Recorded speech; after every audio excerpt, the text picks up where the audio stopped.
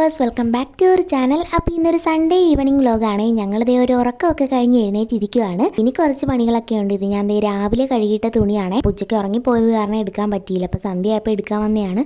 ഇപ്പോൾ ഒരു 6:30 ആയിട്ടുണ്ട് സമയം. പക്ഷേ ഇതേ പുറത്തിറങ്ങി നോക്കുമ്പോൾ എന്തോ 7 മണിയൊക്കെ കഴിഞ്ഞ പോലെ ചെറിയൊരു ഇരുട്ടൊക്കെ വന്നു തുടങ്ങി. ആകപ്പാടെ ഇപ്പോൾ ഒന്ന് റിലാക്സ് ആയിട്ട് ഉറങ്ങാനൊക്കെ പറ്റിയത് സൺഡേ ഉച്ച കഴിഞ്ഞ് മാത്രമാണ്. അതുകൊണ്ട് അങ്ങ് കിടന്ന് ഉറങ്ങിപ്പോയതായിരുന്നു. അങ്ങനെ ഈ തുണിയൊക്കെ എടുത്തിട്ട് പിന്നെ ഞാൻ ചായ വെക്കുമായിരുന്നു. ചായ കുടിച്ചിട്ടൊന്നും ഇല്ലായിരുന്നു. അപ്പോൾ ഇന്ന് രാത്രി ഞങ്ങൾ അർത്തിങ്കപ്പള്ളി പോകാമെന്നും പറഞ്ഞിരിക്കുമായിരുന്നു. അവിടെ പെരുന്നാളല്ലേ പുണ്യാളൻ്റെ. അപ്പോൾ നിങ്ങളൊക്കെ പോയാ? ഞങ്ങൾ ഇന്നാണ് പോകാൻ പോകുന്നത്. അങ്ങനെ ചായയൊക്കെ റെഡിയായി. കൂടെ കഴിക്കാനായിട്ട് ഈ ഒരു ഇതിന് മുറുക്കെന്നാണ് എന്തുവാണോ പറയുന്നതെന്ന് എനിക്കറിയത്തില്ല. ഈ ടൊമാറ്റോ ഫ്ലേവറൊക്കെ ഉള്ളൊരു സാധനമില്ലേ, അതുണ്ടായിരുന്നു. അങ്ങനെ അതൊക്കെ കൂട്ടി ഞങ്ങൾ ഓരോ വർത്താനമൊക്കെ പറഞ്ഞിരുന്നു ചായയൊക്കെ കുടിക്കുവാണ്. കൂട്ടത്തിൽ ടിവിയും വെച്ചിട്ടുണ്ട്. എന്തോ ഒരു സിനിമ നടക്കുന്നുണ്ടായിരുന്നു, എന്തുവാണെന്നൊന്നും അറിയത്തില്ല. മറ്റേ ജനഗണമന എന്ന് പറഞ്ഞൊരു സിനിമയില്ലേ, അതായിരുന്നേ. ചായ കുടിയൊക്കെ കഴിഞ്ഞ് പിന്നെ ഒരു 7 മണിയൊക്കെ ആയപ്പോഴത്തേക്ക് തിരിയൊക്കെ കത്തിച്ച്. ഇപ്പോഴാണെന്നുണ്ടെങ്കിൽ കുറേ അധികം നാളായിട്ടുണ്ട് ഇപ്പോൾ പ്രാർത്ഥനയൊക്കെ ഒന്ന് മുടങ്ങി കിടക്കുവാണ്. അപ്പോൾ ഇനി അതൊന്ന് റീസ്റ്റാർട്ട് ചെയ്ത് എടുക്കണം. അപ്പോൾ ഓരോരുത്തർ പല വഴിക്കായിട്ട് ഇങ്ങനെ പോകുന്നത് കൊണ്ടാണ് അതൊന്നും ചെയ്യാൻ പറ്റാത്തത്. അങ്ങനെ അതൊക്കെ കഴിഞ്ഞിട്ട് പിന്നെ അടുക്കളയിൽ വന്നിട്ട് ഞാൻ വൈകിട്ടത്തേക്കുള്ള എല്ലാം ഇരിപ്പുണ്ടാകുന്ന ഒന്നുകൂടെ നോക്കുമായിരുന്നു. അപ്പോൾ രാവിലത്തെ പൊറോട്ട ഇരിപ്പുണ്ട്, പിന്നെ ചോറുണ്ട്, പിന്നെ കേര കറി വെച്ചത്, പിന്നെ സാലഡ്, പിന്നെ കേര പൊരിച്ചതുണ്ടായിരുന്നു.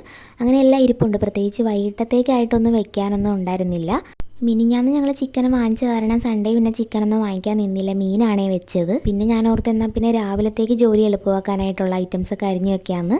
ഞാൻ നേരത്തെ തൊട്ടേ എന്ന് വെച്ചാൽ ജോലിയൊക്കെ ചെയ്യാൻ തുടങ്ങിയ ടൈം തൊട്ടേ ഇങ്ങനെയാണ്. തലേ ദിവസത്തേക്ക് ഞാൻ എല്ലാം ഇങ്ങനെ അരിഞ്ഞു വെക്കും. അതാകുമ്പോൾ പിറ്റേ ദിവസം എഴുന്നേറ്റുന്ന ധൃതി പിടിച്ച് ജോലിയൊന്നും ചെയ്യണ്ടല്ലോ. അപ്പോൾ ചേട്ടൻ അതിൻ്റെ ഇടയ്ക്ക് വന്നതാണ്. ഞാൻ അരിഞ്ഞു തരാം. ചേട്ടയ്ക്കാണെങ്കിൽ ഇങ്ങനെ അരിയാനൊക്കെ ഭയങ്കര ഇഷ്ടമാണ്. അപ്പോൾ വേണ്ട, ഞാൻ ചെയ്തോളാം എന്ന് പറഞ്ഞ് ഞാൻ തന്നെ അതൊന്ന് ചെയ്ത്.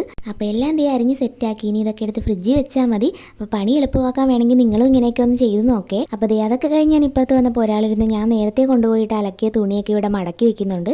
ചേട്ടയ്ക്ക് ഇങ്ങനെ എന്തെങ്കിലുമൊക്കെ ചെയ്ത് ഹെൽപ്പ് ചെയ്തില്ലെങ്കിൽ ഒരു സമാധാനമില്ല. അത് കാരണം എന്തെങ്കിലുമൊക്കെ ഇങ്ങനെ ചെയ്തു തരും. പിന്നെ ഒരു 7:30 ആയപ്പോഴത്തേക്ക് ഞങ്ങളതേ കുളിച്ച് റെഡിയായി പള്ളിയിലേക്ക് പോകാനായിട്ട് ഒരുങ്ങി. 8 മണിയൊക്കെ കഴിഞ്ഞിട്ടുണ്ടായിരുന്നേ വീട്ടിൽ നിന്ന് ഇറങ്ങിയപ്പോഴത്തേക്ക്. എന്തായാലും തിരിച്ചു വരുമ്പോൾ താമസിക്കും.